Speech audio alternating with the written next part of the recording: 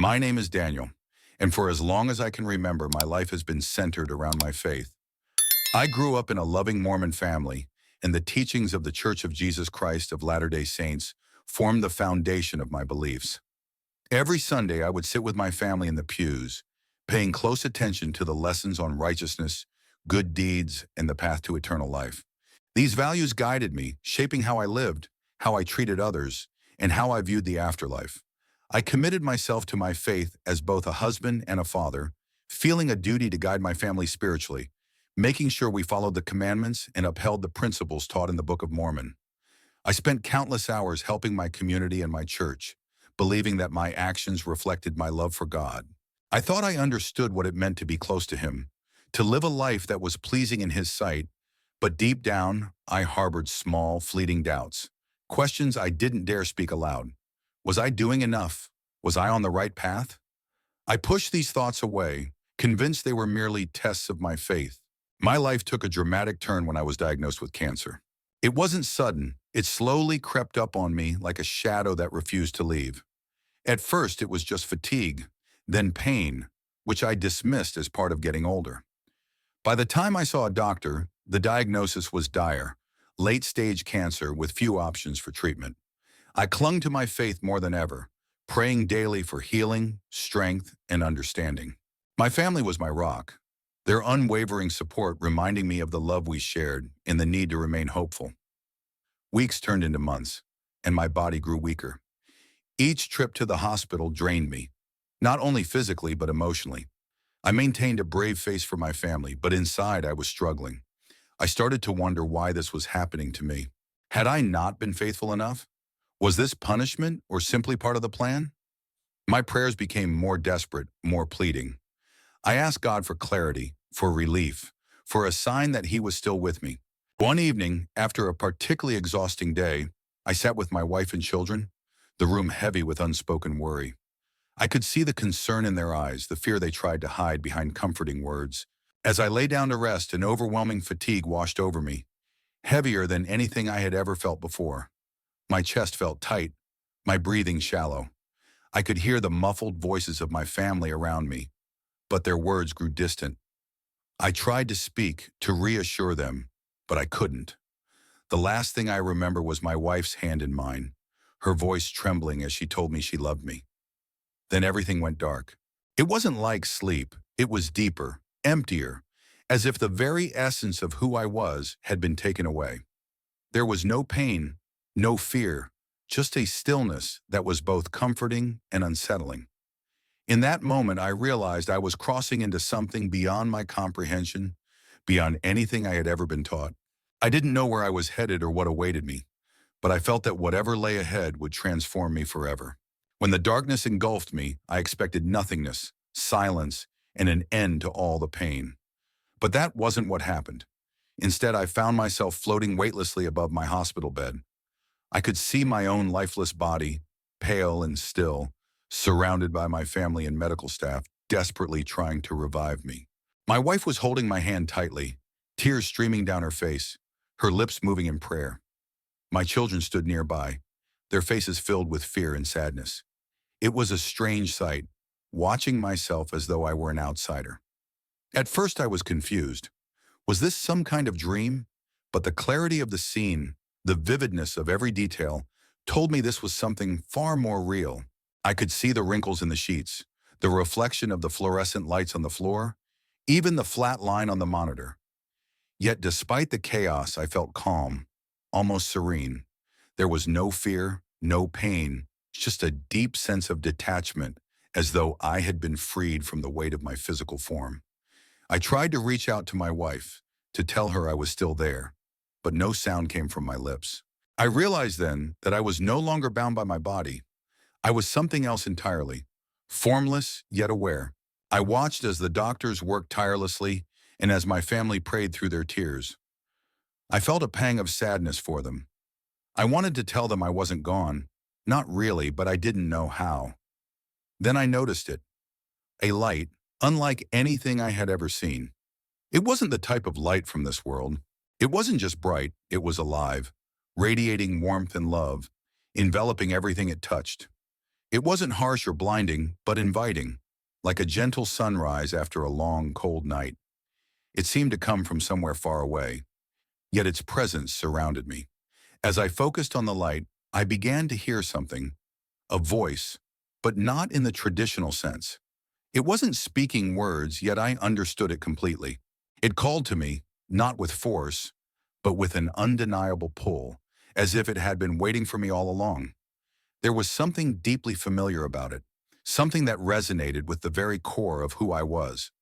I couldn't explain it, but it felt as though this light knew me, truly knew me in a way no one else ever had. At first I hesitated. Part of me wanted to stay, to hold on to the life I had known. I thought of my wife, my children, the life we had built together. Could I really leave them behind? But when I looked back at my body, pale and still, on the hospital bed, I realized I couldn't go back. Not yet. I couldn't return until I understood what was happening. The light grew brighter, its pull stronger, and I found myself drawn toward it. I resisted at first out of fear and uncertainty, but the warmth and peace it radiated were impossible to ignore.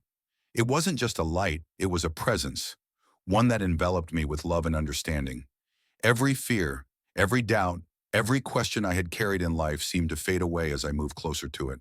The light wasn't just calling me, it was welcoming me, as if I were returning to a place I had always belonged. I took a step toward it, at least it felt like a step. In this state, movement wasn't physical. It was more like an intention, a thought that propelled me forward.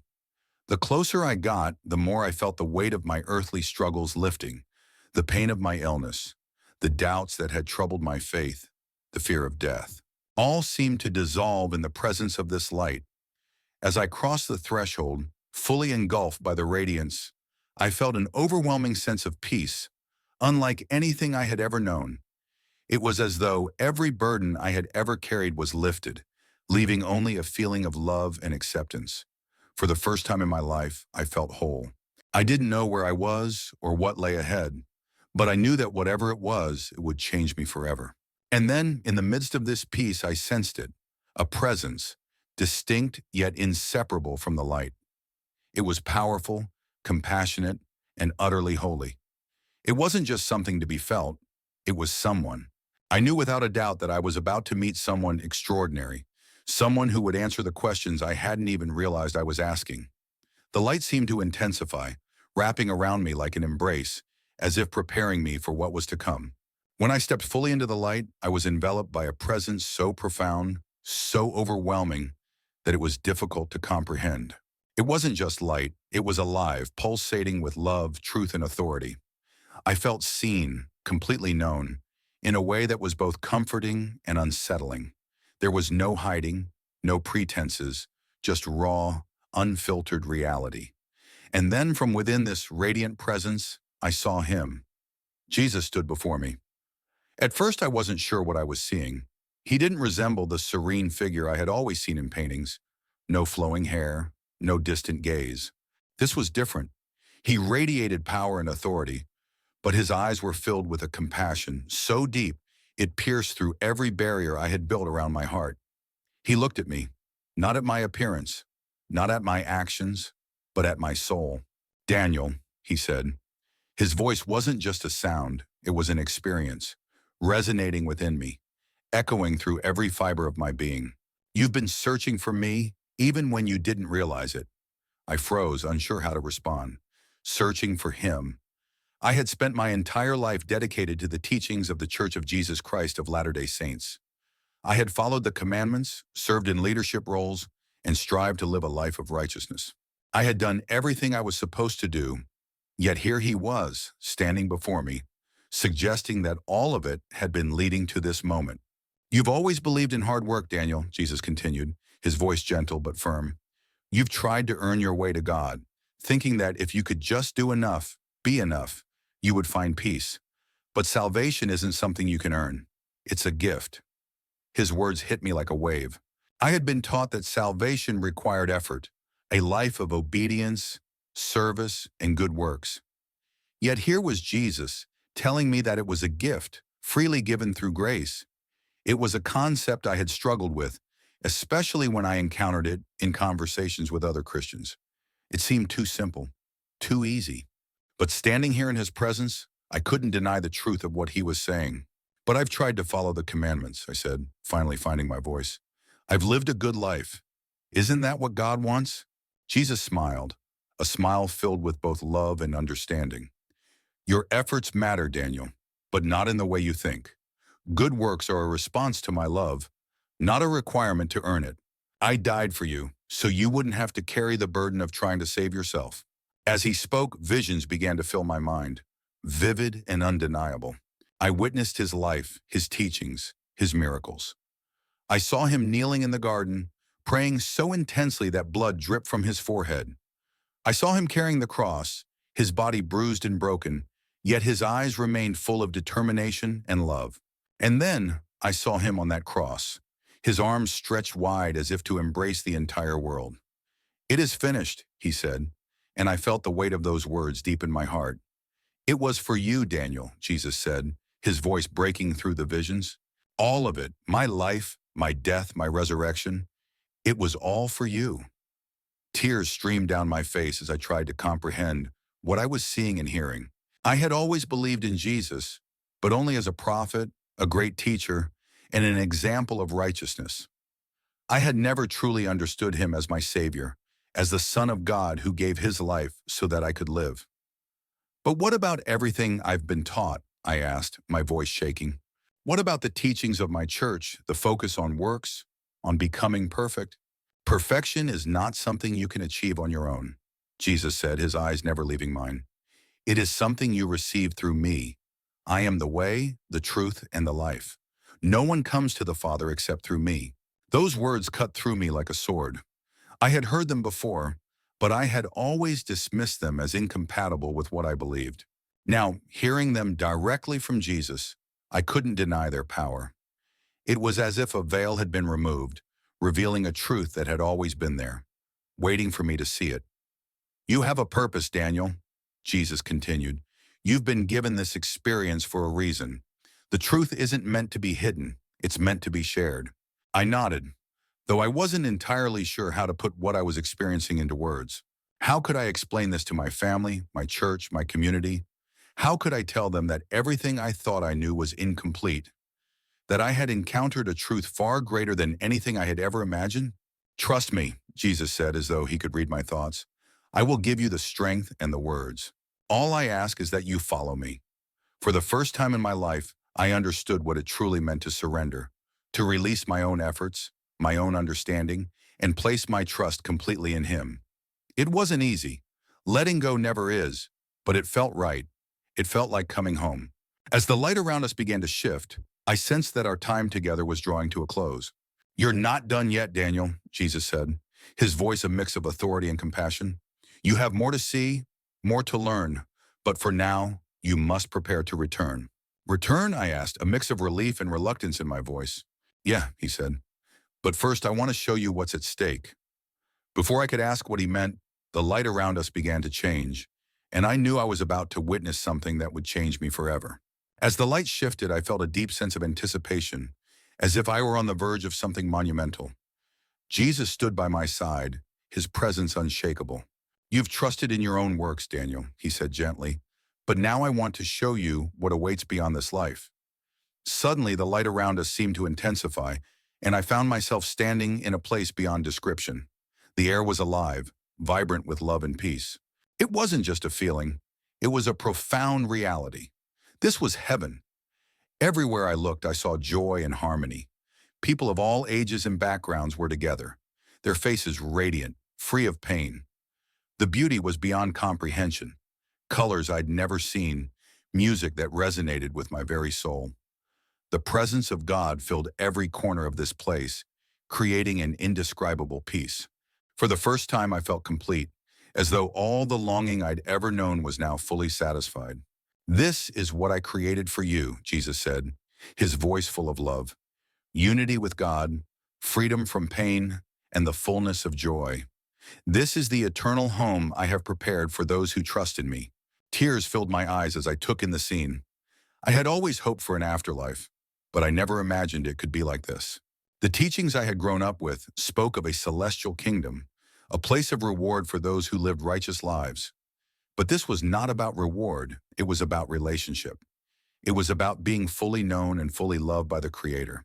As I marveled at the beauty, the scene shifted. The light dimmed, and I found myself in a place completely opposite. The air was heavy, oppressive, filled with despair so thick it seemed almost tangible. This was hell. I saw people here too, but they were isolated, each trapped in their own torment. It wasn't the physical pain that struck me the most, although that was evident. It was the overwhelming sense of separation. These souls were cut off from the love and presence of God, and the regret in their eyes was haunting. I could see it clearly. They had chosen this, not by some cruel design, but by rejecting the grace that had been offered to them. "This is what separation from me looks like," Jesus said, his voice heavy with sorrow. "I never wanted this for anyone. My sacrifice was for all, but not everyone accepts it. They choose their own way, believing it will lead to life, but it leads here." I was struck by the weight of his words. I had always believed in justice, that good deeds would be rewarded and bad deeds punished. But this wasn't about deeds, it was about relationship. It was about accepting the gift of grace that Jesus offered. The people in hell weren't there because they hadn't done enough good. They were there because they had rejected God's love. "How can anyone choose this?" I asked, my voice barely a whisper. "Deception," Jesus replied. "The enemy convinces people they can find peace and fulfillment apart from God. They chase after things that can never satisfy, and by the time they realize the truth, their hearts have hardened." The scene shifted again, and I was back in the light with Jesus. The contrast between what I had just seen and the peace of his presence was overwhelming. I felt a deep gratitude for being here, for having been given this chance to see the truth. "Do you understand now, Daniel?" Jesus asked, his eyes searching mine. "This isn't about what you can do for God. It's about what I've already done for you. Salvation isn't something you earn. It's a gift I give freely because I love you." The weight of his words sank deep into my soul. All my life, I had believed my relationship with God depended on my actions. How well I followed the commandments, how much I served others, how righteous I could be. But here, in Jesus' presence, I saw how wrong I had been. None of those things could bring me closer to God. Only grace could do that. "But why me?" I asked, struggling to understand why I had been given this experience. "Why show this to me?" "Because you have a purpose," Jesus said, his voice filled with authority. "You've been given this experience not just for your sake, but for the sake of others. There are people who need to hear your story, who need to know the truth about grace and salvation." I nodded, though the thought of sharing what I had seen felt overwhelming. How could I put this into words? How could I explain something so profound to people who hadn't experienced it themselves? "Trust me," Jesus said, as if reading my thoughts. "I will give you the words. All I ask is that you follow me." He reached out his hand, and for a moment I hesitated. Accepting his hand meant letting go of everything I had clung to, my understanding of faith, my reliance on works, my pride. But as I looked into his eyes filled with love and compassion, I knew I couldn't refuse. I took his hand, and in that moment, I felt a peace I had never known. It wasn't just a feeling, it was a certainty, a deep knowing that I was loved, accepted, and redeemed. My past didn't matter, my failures didn't matter. All that mattered was him. "You must return now," Jesus said, his voice gentle but firm. "But before you go, there is one more thing you must see." Before I could ask what he meant, the light around us began to shift again. I knew I was about to witness something that would change my life forever. When I opened my eyes, the world around me felt both unfamiliar and familiar. The sterile white of the hospital room came into focus, the hum of machines replaced by the astonished gasps of those around me. My wife Sarah clutched my hand tightly, tears streaming down her face. The nurses and doctors stood frozen for a moment, their expressions a mixture of shock and awe. "Daniel," Sarah whispered, her voice trembling with fear and hope. I tried to speak, but my throat felt dry and my voice cracked. "I'm here," I managed to say. Her tears turned into quiet sobs of relief as she leaned in, pressing her forehead against mine. The room erupted into a flurry of activity. Nurses checked the monitors, doctors shouted orders, and my family pressed closer, their disbelief evident. One of the doctors, a man I recognized from my many hospital visits, stared at me, his clipboard forgotten in his hand. "This doesn't make any sense," he murmured. "His condition, there's no way." I wanted to respond, to tell them I understood better than they did why I was still here, but the weight of everything I had seen held me silent. I wasn't ready to speak. Not yet. As the hours passed, the medical staff ran every test they could think of. I overheard snippets of their conversations, words like impossible and unexplainable, repeated over and over. When the results came back, the disbelief only grew. The cancer that had ravaged my body for years was completely gone.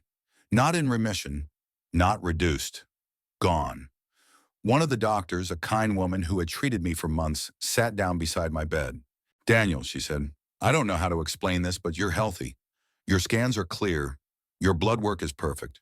It's as if the illness was never there." Her words hit me like a wave. I should have been thrilled, maybe even overjoyed, but instead I felt overwhelmed. I had witnessed and gone through events that were beyond explanation, and now my own existence seemed to be doing the same. "Thank you," I said quietly, my voice calm despite the storm raging within me. She nodded, clearly as shaken as I was, and left me to rest. That evening, as I lay in the stillness of the hospital room, I replayed everything I had experienced. Meeting Jesus J, the visions of heaven and hell, the revelation of grace. It was all so vivid, so real, and now here I was, alive and healed. This wasn't just another chance at life. It was a miracle. But with that miracle came a responsibility I wasn't sure I was ready to bear. I thought about my life up until that point. I had been a good man, a faithful Mormon, a devoted husband and father. But now I saw things differently. My faith, my beliefs, had been grounded in effort, in earning God's favor through deeds and obedience. Yet Jesus had shown me something completely different. Salvation wasn't something I could work for. It was a gift freely given. Now that I had seen the truth, I couldn't ignore it. But how could I share this with anyone? My family, my church community. Everyone knew me as a steadfast believer in the teachings of the Church of Jesus Christ of Latter-day Saints. If I told them what I had experienced, what would they think? Would they listen, or would they see it as a betrayal of everything we had built our lives around? In the following days, I avoided the questions that lingered in everyone's eyes. My family wanted to know, how had this happened? What had I experienced while I was unconscious? But I wasn't ready to share. I leaned on the excuse of exhaustion, promising them I would talk when I felt stronger. Inside, I wrestled with a storm of emotions. I couldn't deny the truth of what I had seen, but I also couldn't ignore the fear of what sharing it would mean. I felt as though I was standing on the edge of a cliff, knowing I needed to leap but terrified of what lay below. One afternoon, a nurse came to check on me. She was young, probably in her late 20s, with a gentle demeanor that put me at ease. As she adjusted the IV line, she glanced at me with curiosity. "I've seen a lot of things working here," she said softly, almost as if talking to herself. "But I've never seen anything like this. You were gone, and now you're here. It's incredible." Her words hung in the air, and for a moment I considered telling her the truth, but instead I simply nodded. "It feels like a miracle," I said cautiously. She smiled. "Maybe it is. Maybe there's a reason you're still here." Her words struck a deep chord in me. A reason. Wasn't that what Jesus had told me? That I had a purpose? That I needed to share what I had seen? But the weight of that purpose still felt too heavy to bear. That night, as I lay in the quiet of the hospital room, I closed my eyes and prayed. It wasn't the formal, structured prayer I had been taught as a child. It was raw, desperate, a plea from deep within me. "God," I whispered, my voice barely audible, "I don't know what to do. I've seen things I can't explain, things that have changed me forever. But I'm scared. I don't know how to share this, how to face the questions and the doubts. Please show me the way." As I prayed, a sense of peace washed over me. It wasn't the overwhelming presence I had felt in the light, but it was comforting nonetheless. And in that moment, I felt a quiet assurance. I didn't need all the answers. I just had to take the first step. The next morning, as the sun streamed through the hospital window, I knew what I needed to do. I couldn't keep this experience to myself. It wasn't just about me. It was about something so much bigger. But I also knew I couldn't do it alone. I needed guidance, someone to help me navigate this new path. I resolved to confide in someone I trusted, someone who could help me make sense of what I had seen and felt. It was a small step, but it was a step nonetheless. As I prepared to leave the hospital, I felt a glimmer of hope. My journey wasn't over. It was just beginning. The days after my release from the hospital felt surreal. Physically, I felt better than I had in years, as if the illness that had plagued me was nothing more than a distant memory. But emotionally and spiritually, I was overwhelmed. The truths I had seen, the voice of Jesus, and the miracles I experienced weighed heavily on my heart. I knew I couldn't keep this to myself, but the question remained, where would I even begin? One night, after my family had gone to bed, I sat alone at the kitchen table. The house was quiet, the only sound the ticking of the clock on the wall. Before me lay a Bible, one I hadn't touched in years. It was a gift from an old friend, given long ago, but I had tucked it away, seeing no need for it. Now it felt as though it called to me. Hesitantly, I opened the pages, flipping through familiar stories I had once dismissed as either allegories or simply not for me. But this time the words leapt off the page. They weren't just stories anymore. They were alive, resonating with what I had experienced. The passages about grace, redemption, and Jesus' sacrifice struck me deeply.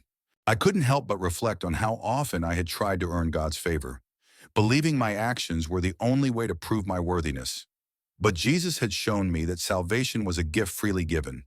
That night I read for hours. The more I read, the clearer everything became. The Bible wasn't just another book.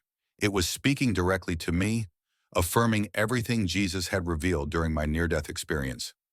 Finally, I closed it, my heart pounding with a mixture of excitement and trepidation. The truth was undeniable, but sharing it was another matter entirely. The next day, I decided to take the first step. I called my closest friend Jacob, someone I trusted implicitly. Jacob was a fellow member of my church, a man of deep faith, but I knew what I was about to share would challenge even him. We met at a quiet park near my home. As we sat on a bench overlooking the lake, I struggled to find the right words.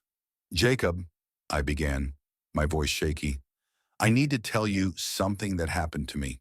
He listened intently as I recounted everything, the visions, the encounter with Jesus, the overwhelming truth of grace. His face shifted from curiosity to disbelief to awe as I spoke. When I finished, he sat in silence for a long time. Finally, he said, "Daniel, this is incredible, but are you sure? I mean, this goes against so much of what we believed." "I'm sure," I said firmly. "I've never been more certain of anything in my life." Jacob nodded slowly. "Then maybe this is something you're supposed to share. People need to hear this." Encouraged by Jacob's response, I began opening up to others. My wife, Sarah, had been supportive, but hesitant to press me for details. When I finally told her everything, tears streamed down her face. "I always knew there was more to faith than just rules and works," she said softly. "Maybe God is using you to show us what that is." From there, I shared my story with a few close friends and family members. Reactions varied.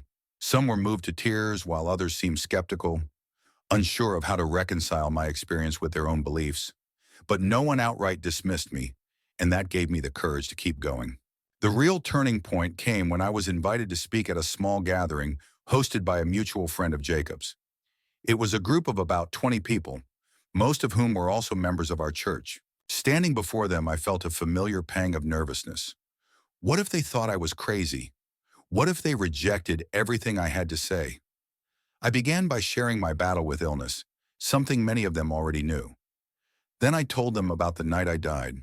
I spoke of leaving my body, the light, and meeting Jesus. I described the visions of heaven and hell, the truth of grace, and how Jesus had shown me the path to salvation. The room was silent as I spoke. Some people nodded along, their expressions softening with understanding. Others looked conflicted, as if grappling with what this meant for their own beliefs. When I finished, I said, "I don't have all the answers, but I know this. Jesus is the way, and he's calling us to accept his love, not because we deserve it, but because he offers it freely." For a moment, no one spoke. Then an older woman in the back raised her hand. "Daniel," she said, her voice trembling, "what you've shared, it's exactly what I've been feeling for years, but didn't know how to put into words. Thank you." Her words were like a spark, igniting a wave of questions, comments, and even prayers. That night, I saw the power of testimony in action. It wasn't about convincing anyone. It was about sharing the truth and letting God do the rest. The more I shared my story, the more I realized how much people needed to hear it. Many were trapped in the same cycle I had been, trying to earn God's favor, never feeling good enough, and missing the beauty of grace. Every time I spoke, I saw the same expression of recognition and hope. It was as if Jesus' message was coming alive through me. But with every step forward, there was a challenge. Some people in the church began to question my motives.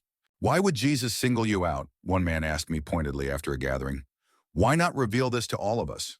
I didn't have an answer for him. All I could say was, "I don't know why he chose me, but I do know that what he showed me is true." Despite the challenges, I knew my journey was just beginning. My story wasn't just about me, it was about pointing people to Jesus. And now I felt ready to take the next step, sharing my experience with my entire church community. It would be the hardest thing I had ever done, but I knew it was what I had been called to do. As I prepared for that day, I prayed more fervently than I ever had before. "God," when I said, "this is your story, not mine. Use me however you see fit." With that, I stepped forward, ready to let the truth shine.